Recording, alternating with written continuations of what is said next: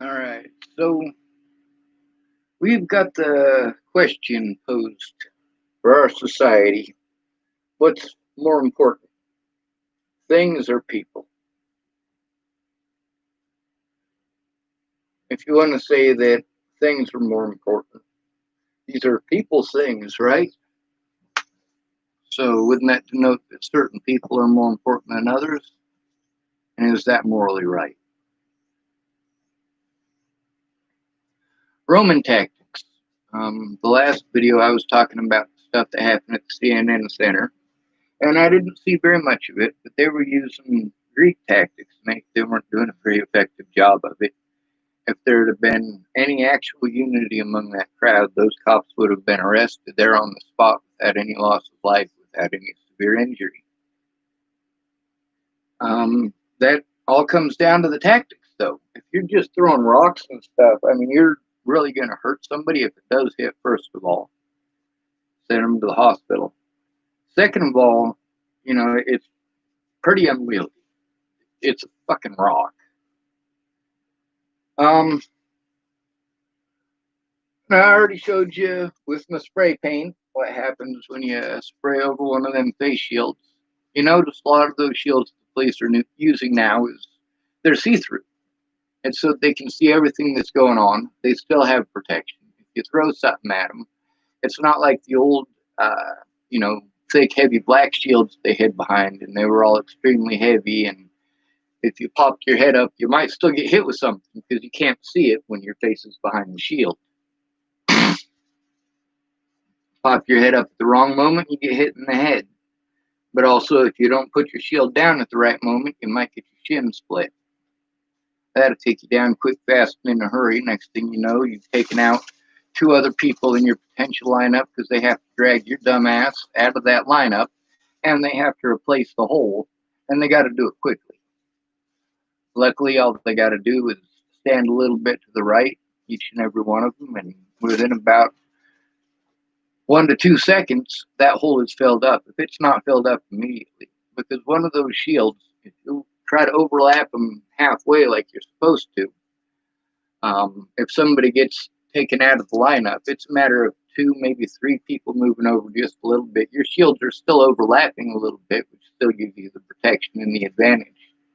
With a round shield, not so much, but with a Roman style shield, which is what I'm going to talk about now, it's a rectangular shield with a boss in the center. Now, they don't use actual Roman style shields. A Roman style shield had a handle in the center, and you just held on to it.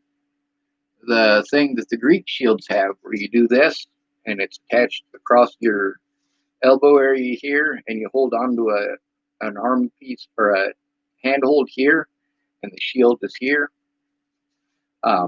They put that on the square style shields too, and they also tend to hold them up high. Um, the Romans would not have done that. First of all, they were known for being pretty short of stature. We're talking about between 4'8" and 5'2" for most of them at the time. Um, if you want to look at Europe during the 12 and 1300s, they weren't much taller. They were on average about 5'2", 5'3". The men were. So that's of course in England, the latter date that I was telling you. But that just goes to show the difference in what we're eating, our overall physical health. Uh, it's a lot easier to be physically healthy when you're not constantly contributing to a wartime society and a wartime economy that really costs the poor more than it'll ever cost the rich. But those are the people we fight for, right?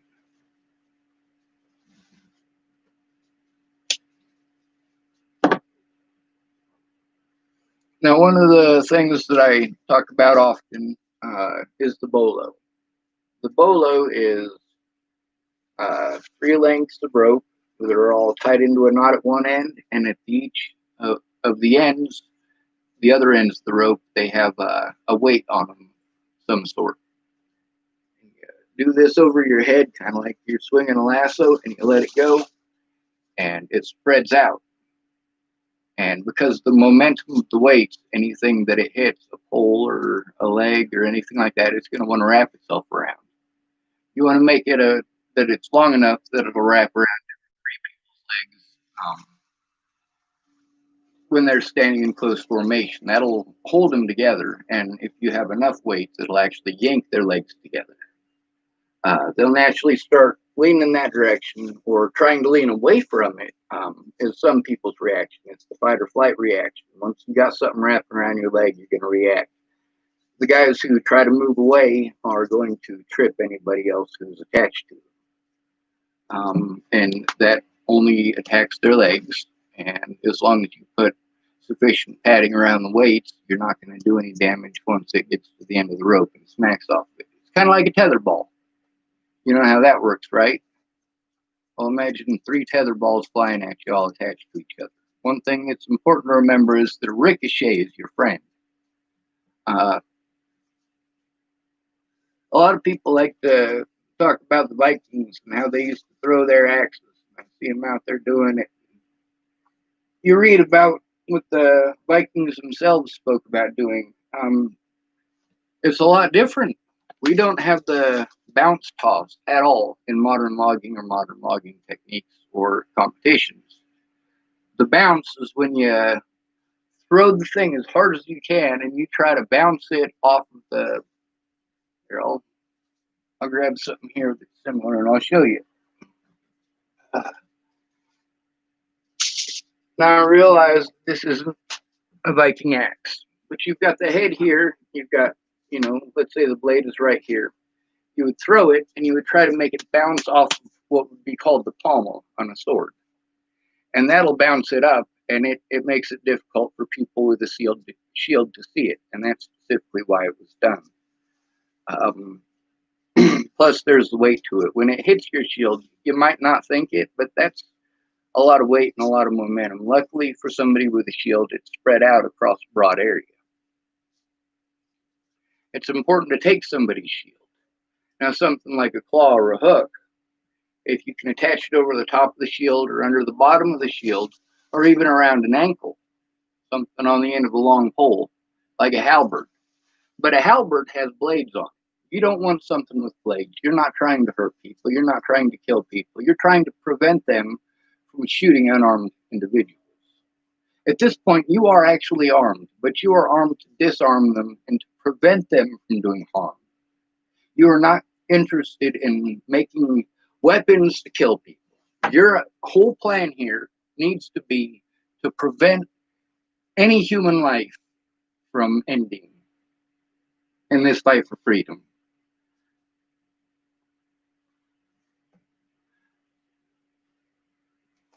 No government can stand that implements the same tactics as the government that it overthrew.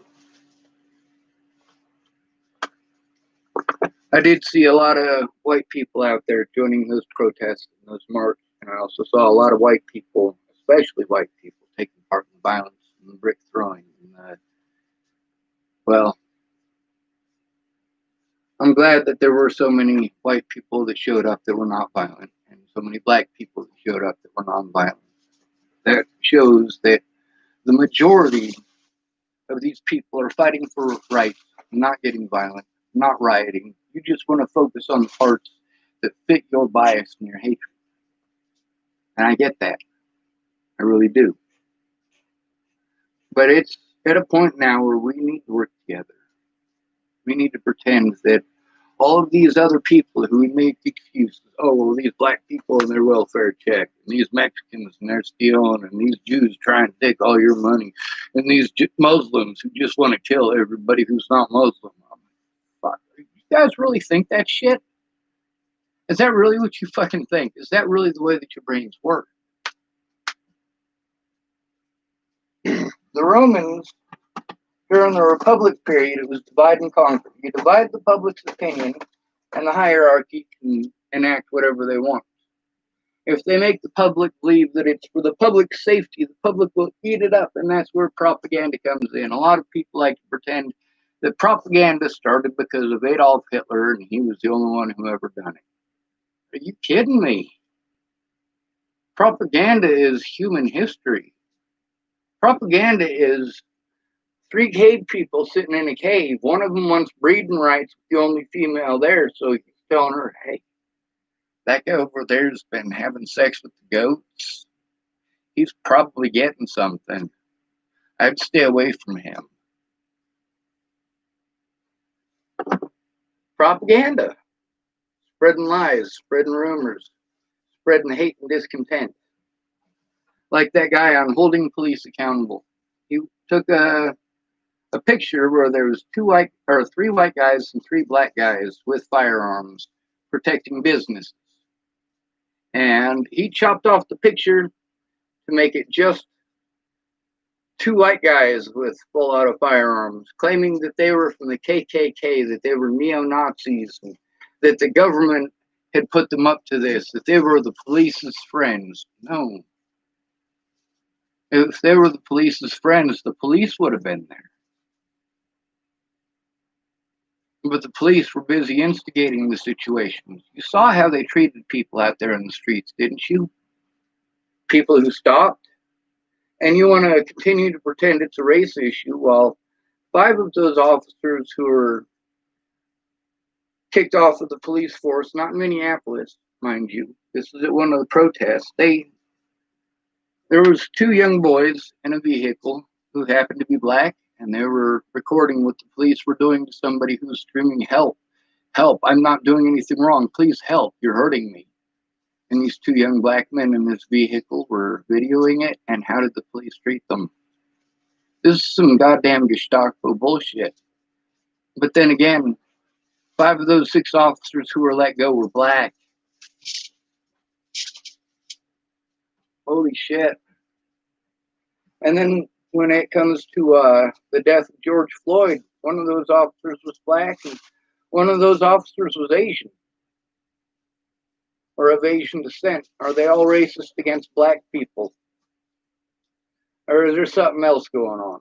Is it that you have no rights if your guilt is assumed? And your guilt is assumed based on what?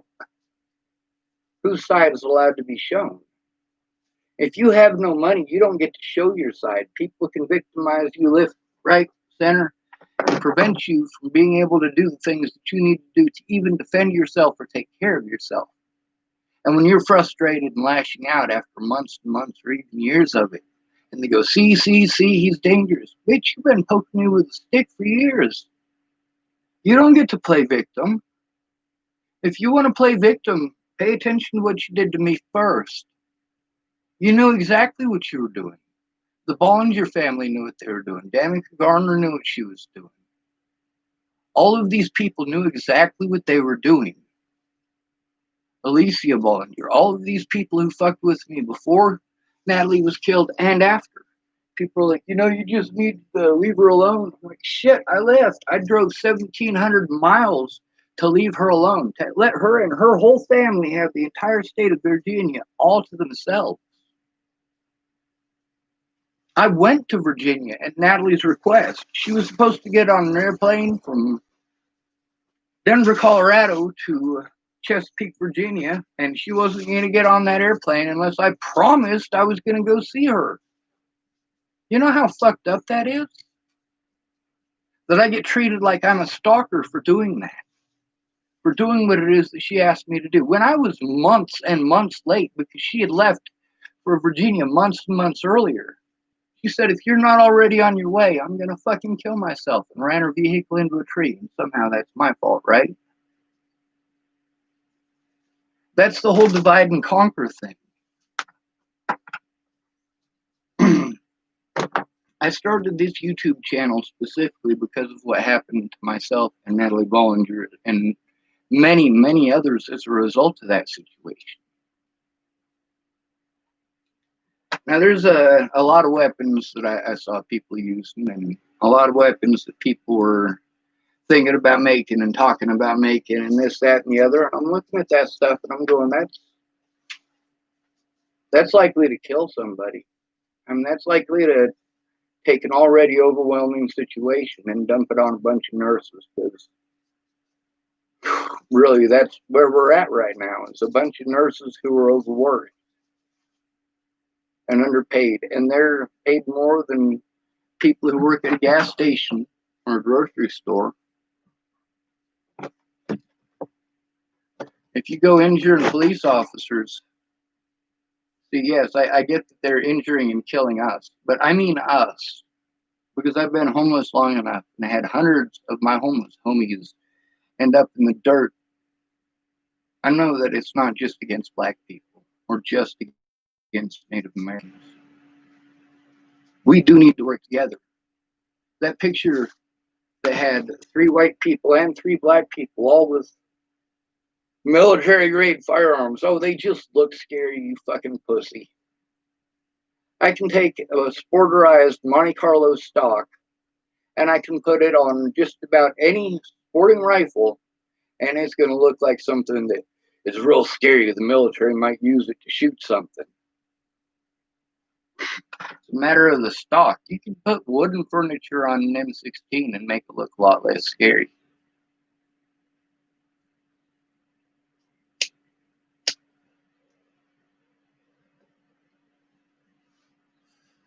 But I don't want y'all pointing M16s at the cops. And most of the things that I'm going to tell you aren't things that are going to do you any good if they pull out guns. If the police are pointing firearms at you, you need a thick shield. You need something to be able to stop a bullet. Phone books can work to some degree. Works better if you glue all the pages together. But you know how heavy a phone book is? Now try to cover yourself in armor made out of that and try to move. You're not going to do so very effectively.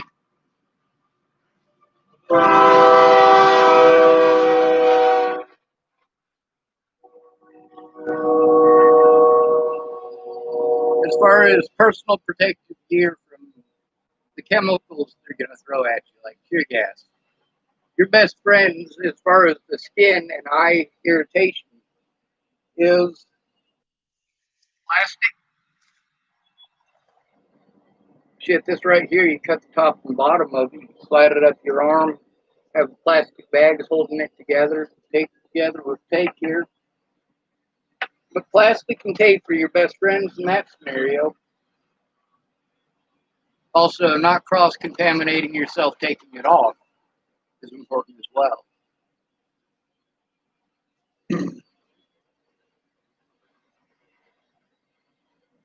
The police aren't using the intact in their entirety. I mean, the phalanx formation that they used, they didn't have pikes. They didn't have the sarissa. That was the thing that made Alexander the Great so powerful. The really long sticks with pointy, sharp metal at the end. Because Dad had the great idea of making them a few foot longer than all of his enemies. And yes, that made a difference. All right, it says, Ashley, this is off topic, but you mentioned in the previous video you didn't know how to access your OneDrive. Is this just because you don't know your login info to it? Well, that's only a part of it. I am computer illiterate. All right, everything that I try to do on the computer ends up getting screwed up. Occasionally, I get lucky, and as I'm fumbling through it, I get it right. Sometimes the people on the phone with me are helpful and useful and understand what it is that I'm saying, and sometimes it's somebody in a foreign country reading from a script. And me not wanting those people to lose their jobs, but at the same time wanting somebody to understand what it is that I'm saying, and me only catching 30% to 60% of what they're saying, it makes it very difficult for me to actually get anything done. When I'm not completely stressed out, I can learn things extremely well. But when you put a bunch of pressure on me and say, you have to be able to do this,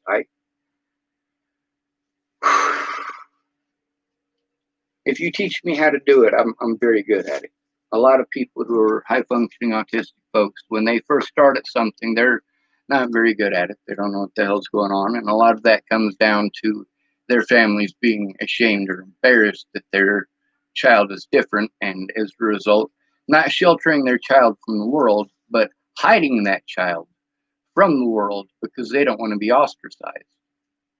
I don't want people making fun of me because my kid's retarded. But your kid's not retarded. Your kid is highly intelligent.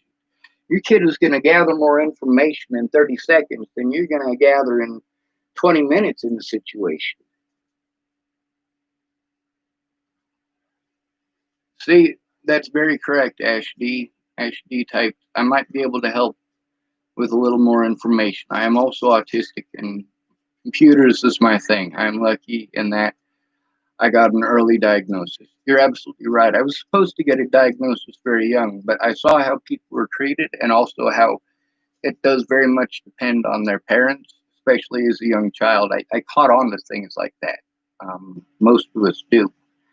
But my parents were the second type of parents, the type of parents that, well, actually, the first type of parents, because you are more likely as an autistic child to have a parent that doesn't understand, that doesn't want you to be autistic, that's embarrassed of you, and just wants to punish you for being autistic. In their mind, what they're trying to do is cure you of this terrible disease that's a great embarrassment to them.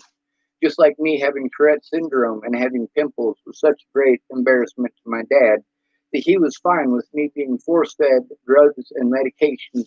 Medications are drugs, by the way, that are supposed to get rid of those things. Meanwhile, long term use of antibiotics for my pimples makes it so that antibiotics don't help. And then there's the long term use of a lot of these other medications that are life threatening and liver damaging and have side effects that include acting upon suicidal thoughts. And you look at all the situations that I was in and the medications they were pumping into me, medications that I had a history of being on. And I tell you, hey, it's not the drugs that I need, it's a positive environment. No matter how many drugs that you give somebody who is being raped, if they're still in the environment that they're being raped, your drugs aren't fixing that situation. You want to punish them for speaking out or for going fucking crazy because nobody will listen.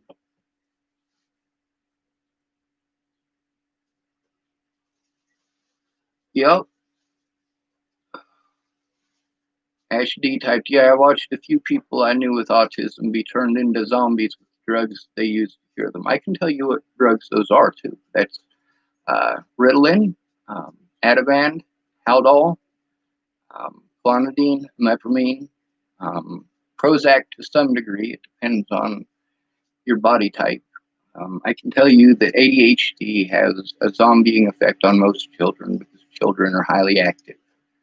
Um, but once they go through puberty and start becoming adults, whether or not they have actual ADHD or not isn't dependent upon Ritalin. Ritalin is giving your kids synthetic methamphetamines. And if you know anything about meth, you know that a lot of people who are on meth will sit there with a radio. They will not tune it correctly and they'll get sick of trying to tune it correctly. They'll have just a little bit of fuzz in it and they'll have to take the whole thing apart to find out what's wrong with it.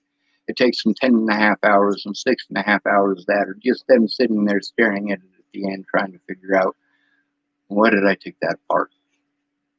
I mean, they seem perfectly calm. They're not talking 10 million miles a minute. They're just focused on a fucking radio. For somebody like me who is really interested in the way that things work, when I get working on something like that, I want to do so with a clean mind. Doing something like that stoned, I'm fucking stoned. I'm going to forget a lot of shit. Being stoned is basically like turning myself into a neurotypical. I am that much more intelligent. My brain processes that stuff that much more quickly. And that's not me trying to say that I'm superior. That's me saying that I'm not listened to because of my intelligence.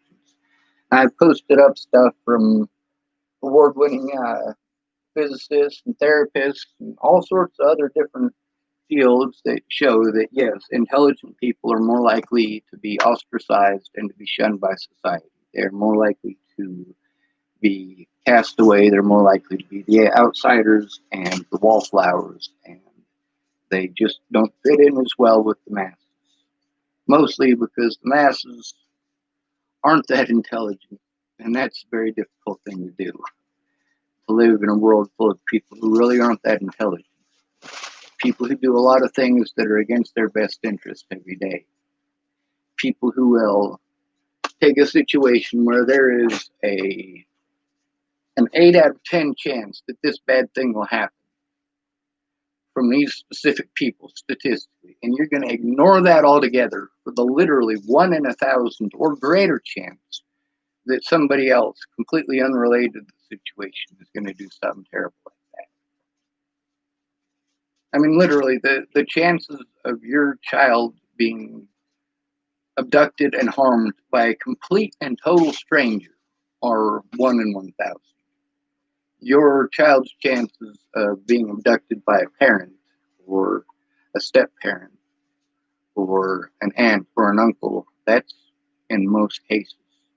I've known grandparents who went, you know what, my grandchild is not going to live with my addict child in that crack house. I'm going to go over there and I'm going to steal that child and take it to my house and raise it as my own until my child can get off those fucking drugs. But what does that do to her child who just lost a child now? Now she's very depressed. Now she doesn't have the one person that she loves more than anyone else in the world there. And she dives deeper into the meth or deeper into the heroin, and you find her body in a ditch some morning. Or you don't hear from your friend for a week, and you go over there, and the windows are covered in flies.